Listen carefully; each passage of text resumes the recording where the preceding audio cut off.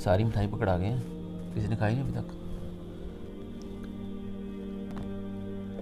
बाबा जी मैंने ये वाली बुक भी ख़त्म कर ली। पढ़ ली बुक? माशाल्लाह, कितनी हो गई हैं? मुझे लगता है 24। 24 बुक्स पढ़ ली हैं। मबरूक मेरा बेटा, शाबाश। मिठाई खा लो इसी खुशी में।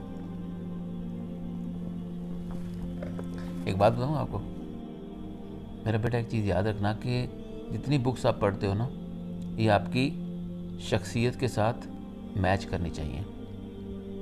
मतलब इससे आपकी शख्सियत बेहतर होनी चाहिए।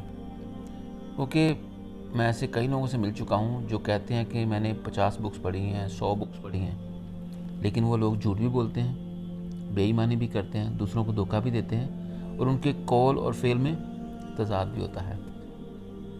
उन लोगों ने सिर्फ अपना वक्त ही ज़ाया नहीं किया होता बुक्स पढ़ के, बल्कि उन किताबों की भी बेहुरमती की होती है। तो कभी ये ना करना। अगर आप लोगों को बताते हो कि मैंने इतनी किताबें पढ़ ली हैं और वो चीज़ आपकी शख्सियत में नज़र नहीं आती, तो लोग आप पे ट्रस्ट करना छोड़ देते हैं, चाहे वो आपके रिश्तेदार हों, चाहे वो आपके दोस्त क्यों ना हो। ठीक है मेरा बेटा?